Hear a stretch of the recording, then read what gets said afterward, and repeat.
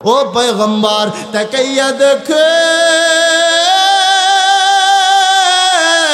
আমার মেয়ে আপনার জন্য নাস্তা বানায়। আল্লাহু আকবার। ও নবী তাকাইয়া দেখেন না আমার উটটা পর্যন্ত ঘুমায় না। ইয়া রাসূলুল্লাহ ইয়া হাবিবাল্লাহ আমার উটটা পর্যন্ত ঘুমায় না। তাকাইয়া দেখো নবীজি, তাকাইয়া দেখেন আমার উটটা পর্যন্ত দাঁড়াইয়া রয়েছে। আমার নবী আসবে, আমার নবীকে নিয়ে হিজরত করে মক্কা থেকে মদিনায় যাব। কারণ কাফের বেঈমান মুশরিকেরা আমার নবীর জন্য তারা বেকুল, তারা আমার নবীকে মারবে, আমার নবীকে কতল করার চেষ্টা করবে। এই নাস্তিকদের থেকে আমার নবীকে আলাদা করার জন্য, আমার নবীকে নিয়ে মক্কা থেকে মদিনায় যাওয়ার জন্য নবী দেখেন কতদিন থেকে এরা ঘুমায় না, এরা খানাও খায় না। নবী ইয়া রাসূলুল্লাহ ইয়া হাবিবাল্লাহ পয়গম্বর তাকাইয়া দেখেন এরা কেউ খায় না, শুধুমাত্র দাঁড়াইয়া আছে। আপনি পয়গম্বর কখন আসবে? আপনার জন্য সবাই প্রস্তুত হয়ে আছে। একটু জবান খুলে বলেন সুবহানাল্লাহ, আর একটু জবান খুলে বলেন সুবহানাল্লাহ।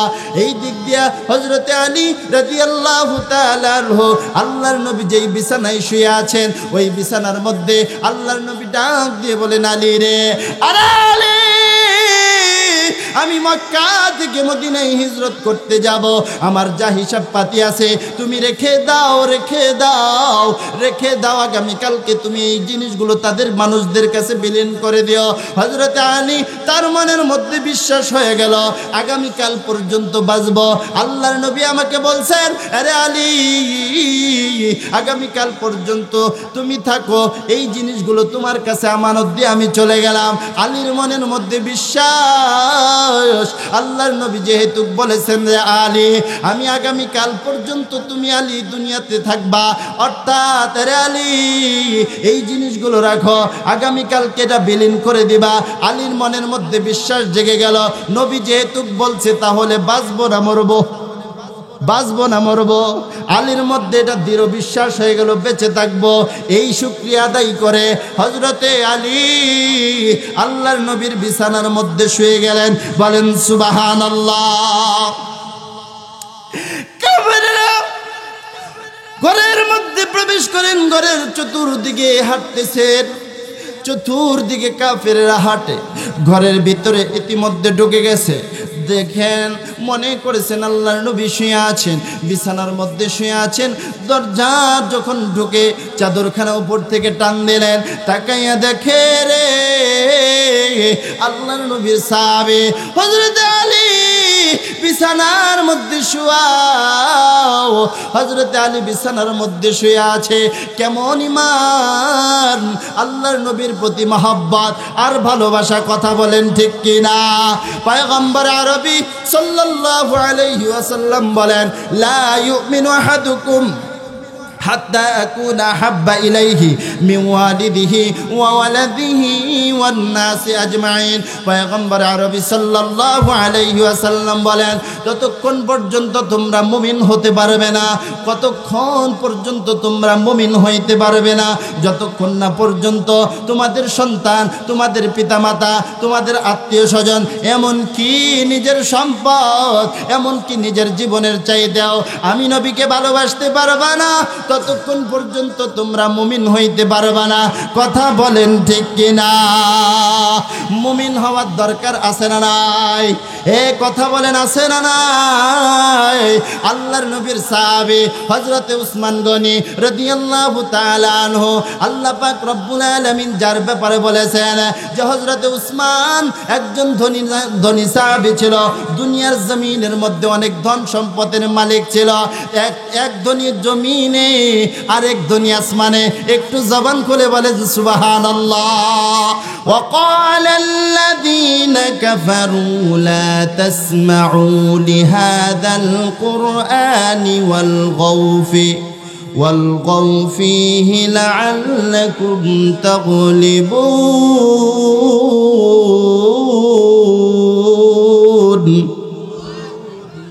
একদল মানুষ আছে যারা কোরআনের আওয়াজের মাঝখানে হট্টগোল করবে, ষড়যন্ত্র করবে, তারা মাহফিলকে নষ্ট করে দেওয়ার জন্য পায় তারা করবে। কথা বলেন ঠিক কিনা? সেই দল আমাদের মাঝে আছে না নাই? আমাদের মাঝে আছে না নাই? নাস্তিক, মুরতাদ, বেঈমান যতই পায় তারা করুক না কেন, কোরআনের আওয়াজকে যতই বন্ধ করে দিতে চাওক না কেন, কোরআনের আওয়াজ জীবনেও তারা যতই চেষ্টা করুক, যত হামলা করুক, মামলা করুক, কোরআনের আওয়াজকে কেউ বন্ধ করে দিতে পারবে না। কথা বলেন ঠিক কিনা? বিপ্লব মানে জীবন দেয়া বসে থাকা নয়, সে কোনো দিন আসবে না রে করো যদি ভয়। ভয় করা যাবে? কথা বলেন, ভয় করা যাবে? আমরা তো ভয় করি। ভয় জীবনের ভয়। কিসের ভয়? কথা বলেন, কিসের ভয়? বিপ্লব মানে জীবন দেয়া বসে থাকা নয়, সে কোনো দিন আসবে না রে করো যদি ভয়। বিপ্লব মানে জীবন দেয়া বসে থাকা নয়, সে কোনো দিন আসবে না রে করো যদি ভয়। আসবে বিজয় রক্ত আর জীবনের বিনিময়, আসবে বিজয় রক্ত আর জীবনের বিনিময়। বিপ্লব মানে জীবন দেয়া বসে থাকা নয়, সে কোনো দিন আসবে না রে করো যদি ভয়। বিপ্লব মানে জীবন দেয়া বসে থাকা নয়, সে কোনো দিন আসবে না রে করো যদি ভয়।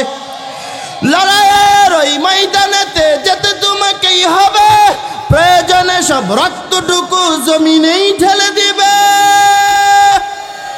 তবুও তোমায় লড়তেই হবে, মানিবে না পরাজয়। বিপ্লব মানে জীবন দেয়া বসে থাকা নয়, সে কোনো দিন আসবে না রে করো যদি ভয়। বিপ্লব মানে জীবন দেয়া বসে থাকা নয়, সে কোনো দিন আসবে না রে করো যদি ভয়। লিল্লাহে তাকবীর। চলবে কি চলবে না? কথা বলেন, চলবে কি চলবে না? আমার বন্ধুগণ, আমার ভাইরা, আমার আল্লাহ পাক রব্বুল আলামিন আপনাদেরকে আমাকে এই একত্রিত করেছে, আমরা একসঙ্গে বসতে পেরেছি, এর দ্বারাই খুশি না বেজার? কথা বলেন, খুশি না বেজার? ভাইজান মন খারাপ করবেন না। আল্লাহ বলেন ইন্নাল্লাযীনা আমানু, নিশ্চয় যারা ঈমান আনবে, আমরা ঈমানদার না বেঈমান? সবাই কথা বলেন, ঈমানদার না বেঈমান? ঈমান এনেছেন আল্লাহর নবীর সাহাবীরা। হযরত বিলাল রাদিয়াল্লাহু তাআলা আনহু ঈমান এনেছে। আল্লাহর নবীর সাহাবী আফ্রিকার জঙ্গলের কালো বিলাল একজন কালো মানুষ ছিল, কুৎসিত চেহারা ছিল, কালো একজন মানুষ ছিল, কিন্তু তার ভিতরে এমন একটা নূর ছিল, এমন একটা নূর ছিল, এমন একটা নূর ছিল, যেই নূর থাকার কারণে আমার নবী, বিশ্ব নবী যখন মিরাজে গিয়েছেন, জান্নাতের মধ্যে বিলালের খরমের আওয়াজ পেয়েছেন। বলেন সুবহানাল্লাহ। কিসের আওয়াজ? খরমের আওয়াজ। হযরতে বিলাল রাদিয়াল্লাহু তাআলা আনহু আল্লাহর নবীর সাহাবী। হযরতে বিলাল রাদিয়াল্লাহু তাআলা আনহু উমাইয়ার ঘরে কাজ করতেন। কার ঘরে? আমার বন্ধুগণ, হযরতে বিলাল রাদিয়াল্লাহু তাআলা আনহু উমাইয়ার ঘরের মধ্যে থাকতেন। কার ঘরে? উমাইয়ার ঘরের মধ্যে থাকতেন। বাবারা, উমাইয়ার ঘরের মধ্যে সেই বিলাল রাদিয়াল্লাহু তাআলা আনহু কাজ করতেন। সেই বিলাল রাদিয়াল্লাহু তাআলা আনহু ঈমান এনেছেন কার উপরে? কথা বলেন, কার উপরে ঈমান এনেছে? হযরতে বিলাল রাদিয়াল্লাহু তাআলা আনহু আল্লাহর উপরে ঈমান এনেছে। মরুভূমির মধ্যে উমাইয়ার বকরিগুলো, উটগুলো উনি চড়ায়, খানা খাওয়ায়, পানি খাওয়ায়, আশেপাশের মানুষগুলো দেখতে পায়। হযরতে বিলাল তার জবান দিয়ে যেন কি কি বলে। এই দিক দিয়ে উটগুলো খানা খায় না, বকরিগুলো খাবার খায় না, শুধু জবান দিয়ে যেন কি সে পাঠ করতে থাকে, বলতে থাকে। হযরতে বিলাল রাদিয়াল্লাহু তাআলা তাআলা আনহু জবান দিয়ে যেন কি খায় এবং কি যেন বলতে থাকে। এদিক দিয়ে গরু ছাগল ভেড়াগুলো কিছু খায় না, তার জবানের দিকে তাকাইয়া থাকে। আশেপাশের মানুষগুলো এই অবস্থা দেখে উমাইয়ার কাছে চলে যায়, ডাক দিয়ে বলেন, উমাইয়া জানুনি জানুনি কি হয়েছে? বলতেছেন রে উমাইয়া, তোমার যেই গোলাম বেলাল, ওই বেলাল তোমার ঘরের যে কাজ করে, ওই মরুভূমির মধ্যে যাওয়ার পর উট ভেড়াগুলোর সঙ্গে যখন তা একসঙ্গে চলাফেরা করে বসে থাকে, কি যেন বেলালের জবান দিয়া বলে। উটের মধ্যে উট এবং ছাগল এরা কিছুই খায় না। বেলালের দিকে তাকাইয়া থাকে, আরে উমাইয়া তুমি কি খবর নিয়েছ? উমাইয়া জলদি করে হযরতে বেলাল রাদিয়াল্লাহু তাআলা আনহুর সামনে চলে গেল। আরে ইমানদার আল্লাহর গোলাম, গভীর মনোযোগ দিয়ে শুনবেন। আল্লাহ পাক রব্বুল আলামিন আমাদেরকে মেধা দিয়েছে, কান দিয়েছে, মনোযোগ দিয়েছে, সব আল্লাহ দিয়েছেন। কথা বলেন ঠিক কিনা? দিলের কান দিয়ে শুনবেন, অন্তরের মধ্যে প্রবেশ করাইবেন। আল্লাহর নবীর সাহাবী হযরত বিলাল ঈমান আনার কারণে কি পরিমাণ কষ্ট করেছেন, নির্যাতিত হয়েছেন। আমার ভাইরা রে, উমাইয়া চলে গেল বেলালের সামনে, ডাক দিয়ে বলেন, বেলাল লোকজনের কাছে আমি কি শুনতে পাইতেছি রে বেলাল? আরে বেলাল জলদি করে বলো, বলেন আল্লাহু আকবার। আমার ভাইরা রে, আমার বন্ধুগণ, হযরত বিলালের কাছে যখন প্রশ্ন করলেন উমাইয়া, বেলাল ডাক দিয়ে বলেন, রে উমাইয়া আমি কার নাম যে বিকার কথা বলি তুই জানো নে? উমাইয়া বলেন, না না জানি না, বল কার কথা বলো। বেলাল রাদিয়াল্লাহু তাআলা আনহু কোনো ভয় করে নাই, কোনো টেনশন করে নাই, উচ্চ আওয়াজ দিয়া আল্লাহর দিকে লক্ষ্য করে আঙ্গুলখানি উপরের দিকে উঠাইয়া উমাইয়াকে ডাক দিয়ে বলেন, রে উমাইয়া শোনো রে উমাইয়া, আমি বেলাল আজকে থেকে বলে দিলাম, তোমাকে যিনি বানাইছে, আমাকে যিনি বানাইছে, আসমান যিনি বানাইছে, জমিন যিনি বানাইছে, তিনার উপরে আমি উমাইয়া। রে উমাইয়া শোন, আমি বেলাল আসমানের মালিকের উপরে, আসমানের মালিকের উপরে, জমিনের মালিকের উপরে, সূর্যের মালিকের উপরে, তোর মালিকের উপরে, আমি বেলালের মালিকের উপরে ঈমান এনেছি। লা ইলাহা ইল্লাল্লাহু মুহাম্মাদুর রাসূলুল্লাহ সাল্লাল্লাহু আলাইহি ওয়াসাল্লাম। আমার বন্ধুগণ, উমাইয়া যখন এই কথা শুনতে পেলেন, মাথার মধ্যে আগুন উঠে গেল। কি বলো এই কথা? আরে বেলাল, আমার ঘরে খাও, আমার ঘরে থাকো, কিন্তু তুমি আজকে আমার কথাই অবাধ্য হয়ে যাচ্ছ, আমাকে মালিক মানো না, আমার কথা তুমি শুনতে চাও না। আরে বেলাল শোন, আজ থেকে আমার ঘরে তোর কোনো খানা নাই যতক্ষণ না পর্যন্ত তুই ঈমান না ছাড়বে। বেলাল বলেন, আরে উমাইয়া, আমার যদি দুঃখ হয়, আমার যদি কষ্ট হয়, আমার যদি জীবন চলে যায়, আরে উমাইয়া কান খুলে শুনে নাও, কান খুলে শুনে নাও, আমি বেলালের যদি জীবন চলে যায়, জীবন চলে যাবে, আমি বেলাল ঈমান ছাড়ব না। একটু জবান খুলে বলেন সুবহানাল্লাহ। ভাইয়া হয় না, এই দেখেন বিলালের ঈমানের জন্য শুনলেন, একটু জবান খুলে সবাই বলবেন সুবহানাল্লাহ। একটু আওয়াজ দিয়ে সবাই বলেন সুবহানাল্লাহ। হযরত বিলাল এদিক যেদিক নজর করে না, জবান দিয়ে শুধু আহাদ আর আহাদ বারবার বলতেছে, এদিক সেদিক কোনো নজর করে না।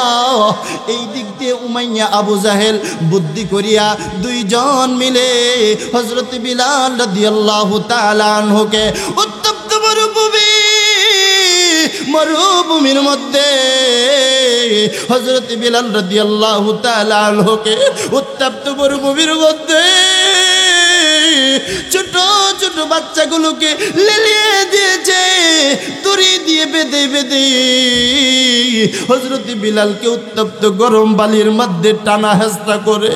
আমার বন্ধুগণ রে, দুইটা নয়নের পানি ছাড়ো ইমানদার আল্লাহর গোলামেরা, দেখো দুইটা নয়নের পানি আসে কিনা। আমার বাবারা অনেক ওয়াজ শুনেন, হাসি তামসার ওয়াজ অনেকেই শোনেন, দেখেন আজকের ওই ওয়াজে দুইটা নয়নের পানি ছাইরা দেওয়া যায় কিনা। হযরত বেলাল আল্লাহর মহব্বত, নবীর মহব্বত, নবীর প্রেম দিলের মধ্যে জাগ্রত হইয়া গেছে, নবীর প্রেম দিলের মধ্যে জাগ্রত হইয়া গেছে বেলালের। বেলালের ভিতরে নবীর প্রেম, আল্লাহর প্রেম। বলেন আল্লাহু আকবার। রাহমাতাল লিল আলামিন নবী, রাহমাতাল লিল আলামিন নবী, কোরআনে প্রমাণ, উম্মত বিনে কে বুঝিবে আমার দয়াল নবীর শান, উম্মত বিনে কে বুঝিবে আমার দয়াল নবীর শান। নবী আমার মদিনার বুলবুল, আমার আল্লাহ প্রেম করিয়া নামটি রাখছেন হাবিবে রাসূল। আল্লাহু আকবার। সেই নবীকে ভুল বুঝিলে, সেই নবীজির সুন্নাত না মানিলে থাকবে না ঈমান, উম্মত বিনে কে বুঝিবে আমার দয়াল নবীর শান।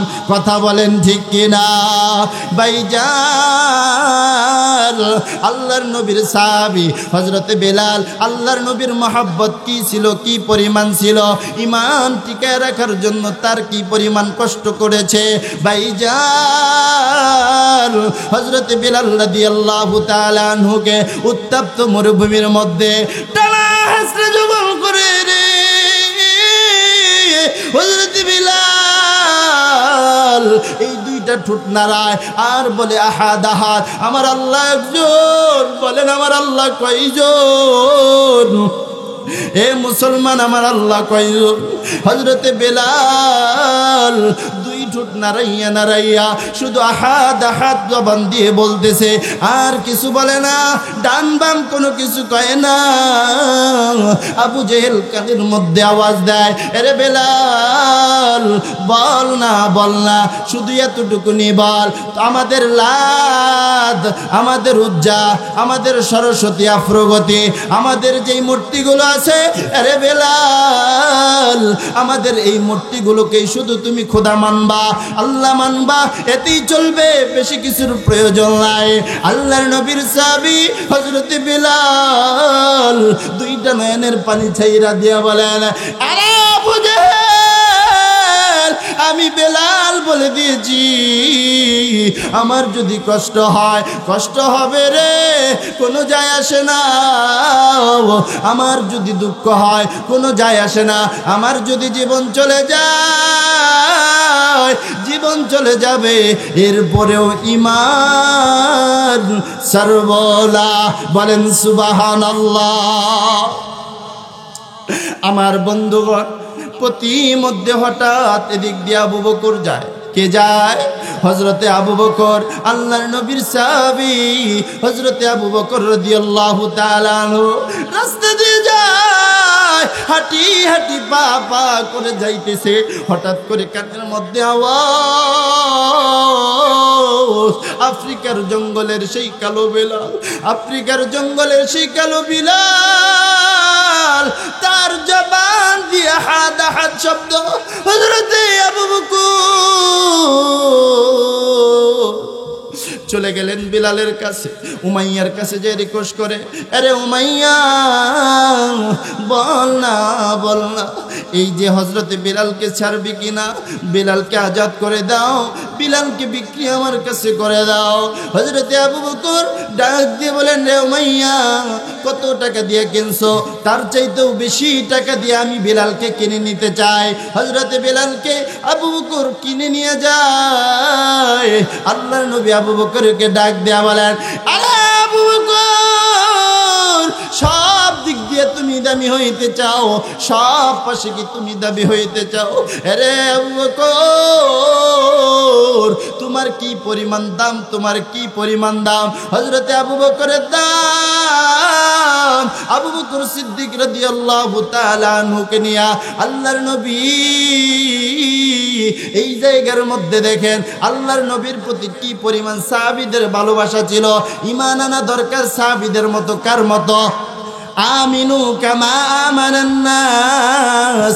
ঈমান আনো সাহাবীরা যেইভাবে ঈমান এনেছে, আমাদেরকেও এইভাবে ঈমান আনার দরকার আছে না নাই? কথা বলেন, আছে না নাই? আরে ইমানদার আল্লাহর গোলাম, আরে মুসলমান, ঈমান আনতে হবে সাহাবীদের মতো। হযরতে আবু বকর সিদ্দিক রাদিয়াল্লাহু তাআলা আনহু ঈমান এনেছেন, রাসূলকে মহব্বত করেছেন, রাসূলকে ভালোবেসেছেন। কি পরিমাণ ভালোবেসেছেন ভাইজান! আল্লাহর নবীর হিজরতের কালে, রাত্রিকালীনে আল্লাহর নবী যেদিন হিজরতে যায়, হিজরতের রাত্রে আমার নবী হিজরত করতে যাবেন। হযরতে আবু বকর কি অনেক দিন আগেই বলে রেখেছেন, রে আবু বকর, আরে আবু বকর, আমি তোমাকে নিয়ে হিজরত করতে যাব। এই দিক দিয়ে সময় যখন চলে এসেছে, বহুদিন পর আবু বকরের দরজার মধ্যে নবী আমার নক করছে। নক করার সঙ্গে সঙ্গে দরজা খুলে গেছে। আবু বকরকে নবী বলেন, আরে আবু বকর, কি ব্যাপারে, তুমি কি ঘুমাও নাই? আবু বকর ডাক দিয়ে বলেন, নবী গো, ইয়া রাসূলুল্লাহ, ইয়া হাবিবাল্লাহ, আপনি যেই দিন থেকে আমাকে বলছেন, আরে আবু বকর, আমি তোমাকে নিয়ে হিজরতে যাব, ইয়া রাসূলুল্লাহ, ইয়া হাবিবাল্লাহ, সেই দিন থেকে আমি আবু বকর একটু জিমানিও দেই নাই। একটু জবান খুলে বলেন না সুবহানাল্লাহ, আর একটু জবান খুলে বলেন সুবহানাল্লাহ। নাস্তিকদের চোখে ঘুম নাই, নাস্তিকদের চোখে ঘুম নাই। কেন ঘুম নাই? মুসলমানদের পিছনে তারা লাগছে, মুসলমানদেরকে প্রতিহিত করার জন্য। হযরতে আবু বকর, হযরতে আবু বকর আল্লাহর নবীকে নিয়ে যাবেন, সফরের মধ্যে যাবে না। আবু বকর ডাক দিয়ে বলেন, নবী গো, ইয়া রাসূলুল্লাহ, আপনি কি মনে করেছেন আমি আবু বকর শুধু ঘুমাই নাই? না না, ও নবী, তাকাইয়া দেখেন আমার মেয়েটাও ঘুমায় না। আপনি হিজরত করে মক্কা থেকে মদিনায় যাইবেন। ইয়া রাসূলুল্লাহ, ইয়া হাবিবাল্লাহ, ও পয়গম্বর, তাকাইয়া দেখেন আমার মেয়ে আপনার জন্য নাস্তা বানায়। আল্লাহু আকবার।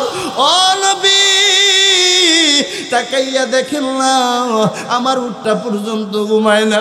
ইয়া রাসূলুল্লাহ, ইয়া হাবিবাল্লাহ, আমার উটটা পর্যন্ত ঘুমায় না। তাকাইয়া দেখো নবীজি, তাকাইয়া দেখেন আমার উটটা পর্যন্ত দাঁড়াইয়া রয়েছে। আমার নবী আসবে, আমার নবীকে নিয়ে হিজরত করে মক্কা থেকে মদিনায় যাব। কারণ কাফের বেঈমান মুশরিকেরা আমার নবীর জন্য তারা বেকুল, তারা আমার নবীকে মারবে, আমার নবীকে কতল করার চেষ্টা করবে।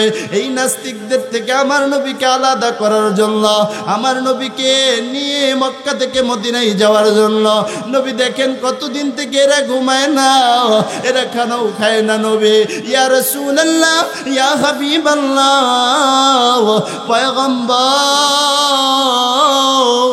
তাকাইয়া দেখেন এরা কেউ খায় না, শুধুমাত্র দাঁড়াইয়া আছে। আপনি পয়গম্বর কখন আসবেন? আপনার জন্য সবাই প্রস্তুত হয়ে আছে। একটু জবান খুলে বলেন সুবহানাল্লাহ, আর একটু জবান খুলে বলেন সুবহানাল্লাহ। এই দিক দিয়া হযরতে আলী রাদিয়াল্লাহু তাআলা আনহু আল্লাহর নবী যেই বিছানায় শুয়ে আছেন ওই বিছানার মধ্যে আল্লাহর নবী ডাক দিয়ে বলেন, আলী রে, আরে আলী, আমি মক্কা থেকে মদিনায় হিজরত করতে যাব, আমার যা হিসাব পাতি আছে তুমি রেখে দাও, রেখে দাও, রেখে দাও। আগামীকালকে তুমি এই জিনিসগুলো তাদের মানুষদের কাছে বিলীন করে দিও। হযরত আলী তার মনের মধ্যে বিশ্বাস হয়ে গেল, আগামীকাল পর্যন্ত বাঁচব। আল্লাহর নবী আমাকে বলছেন, আরে আলী, আগামীকাল পর্যন্ত তুমি থাকো, এই জিনিসগুলো তোমার কাছে আমানত দিয়ে আমি চলে গেলাম। আলীর মনের মধ্যে বিশ্বাস, আল্লাহর নবী যেহেতু বলেছেন রে আলী, আমি আগামীকাল পর্যন্ত তুমি আলী দুনিয়াতে থাকবা, অর্থাৎ রে আলী এই জিনিসগুলো রাখো, আগামীকালকে এটা বিলীন করে দিবা। আলীর মনের মধ্যে বিশ্বাস জেগে গেল, নবী যেহেতু বলছে তাহলে বাঁচবো না মরবো, বাঁচবো না মরবো। আলীর মধ্যে এটা দৃঢ় বিশ্বাস হয়ে গেল, বেঁচে থাকবো। এই শুকরিয়া আদায় করে হযরতে আলী আল্লাহর নবীর বিছানার মধ্যে শুয়ে গেলেন। বলেন সুবহানাল্লাহ। কাফেররা ঘরের মধ্যে প্রবেশ করেন, ঘরের চতুর্দিকে হাঁটতেছেন, চতুর্দিকে কাফেররা হাঁটে, ঘরের ভিতরে ইতিমধ্যে ঢুকে গেছে। দেখেন, মনে করেছেন আল্লাহর নবী শুয়ে আছেন, বিছানার মধ্যে শুয়ে আছেন। দরজা যখন ঢুকে চাদরখানা উপর থেকে টান দিলেন, তাকাইয়া দেখে রে আল্লাহর নবীর সাহাবী হযরত আলী বিছানার মধ্যে শুয়া। হযরত আলী বিছানার মধ্যে শুয়ে আছে। কেমন ঈমান, আল্লাহর নবীর প্রতি মহব্বত আর ভালোবাসা, কথা বলেন ঠিক কিনা?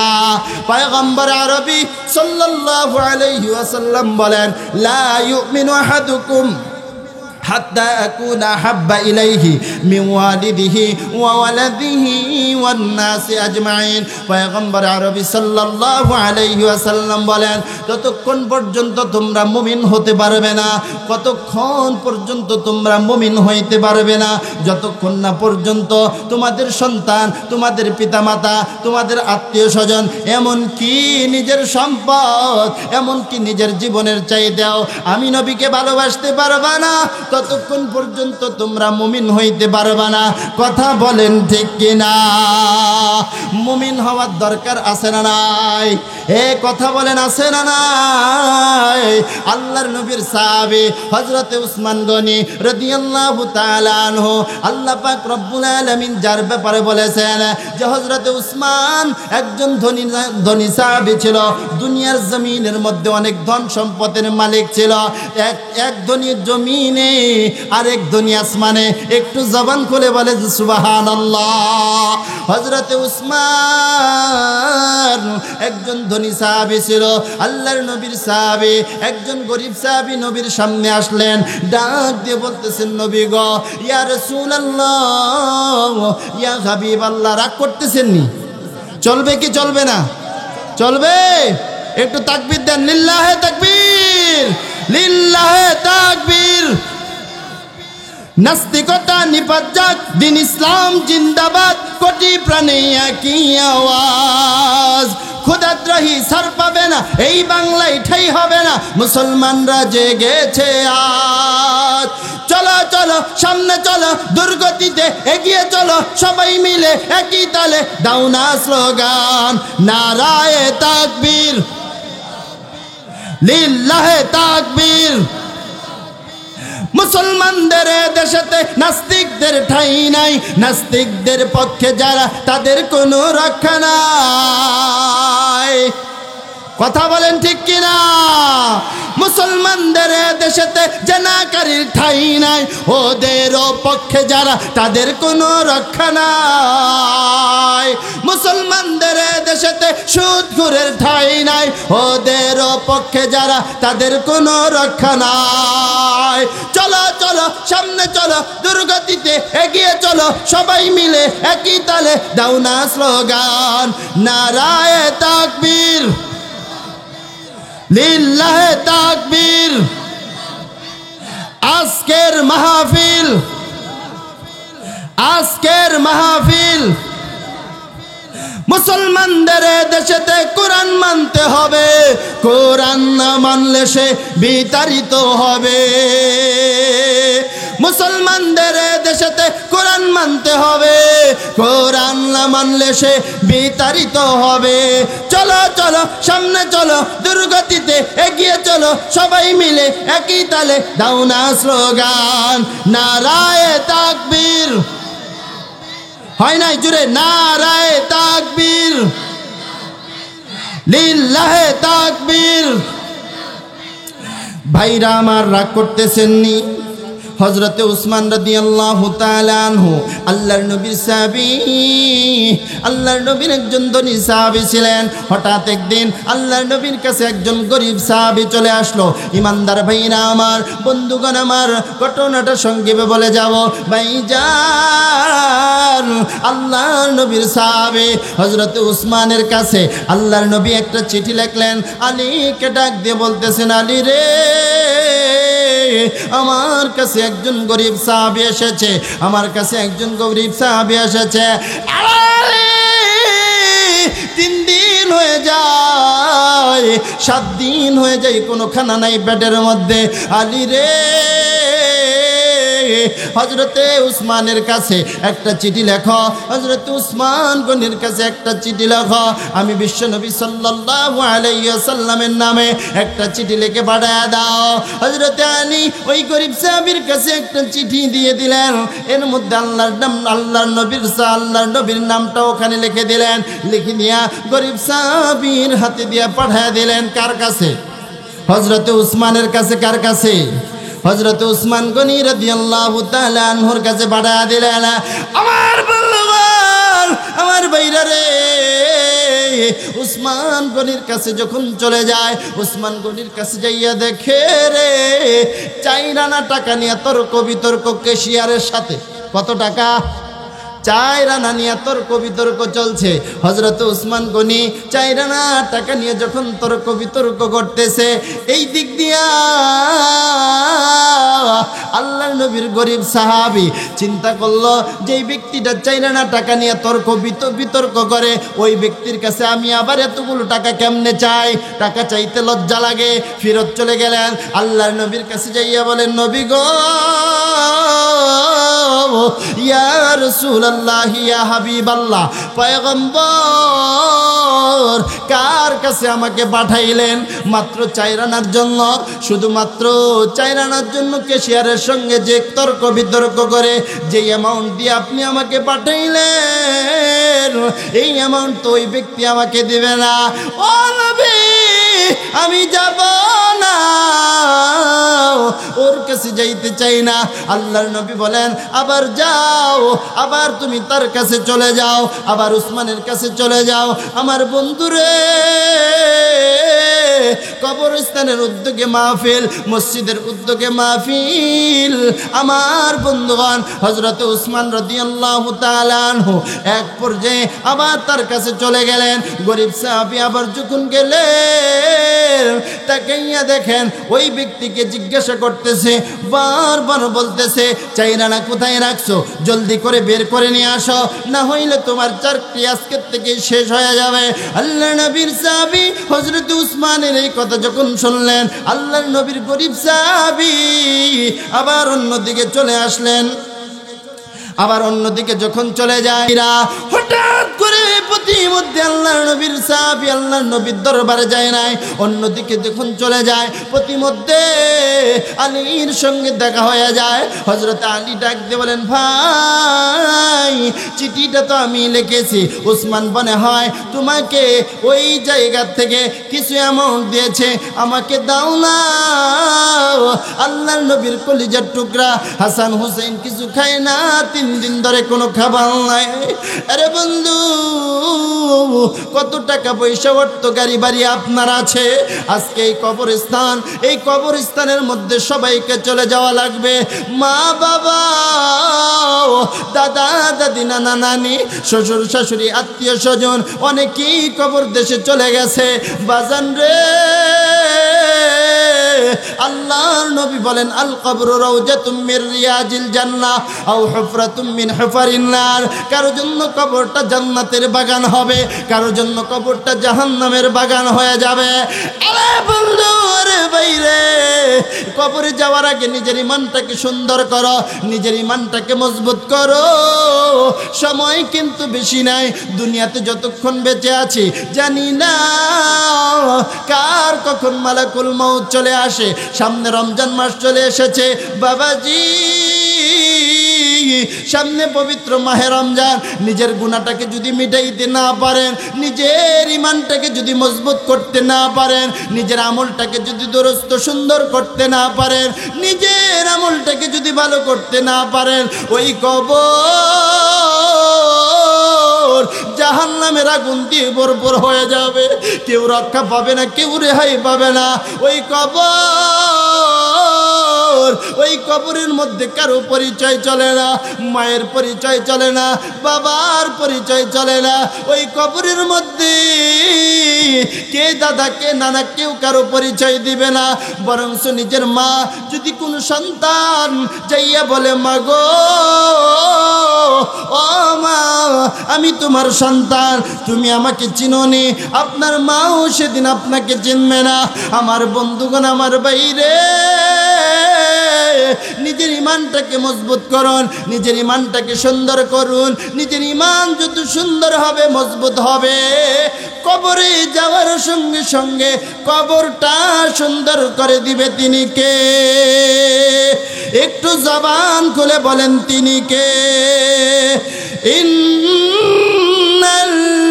ইন্নাল্লাযীনা ক্বালু রাব্বুনাল্লাহ,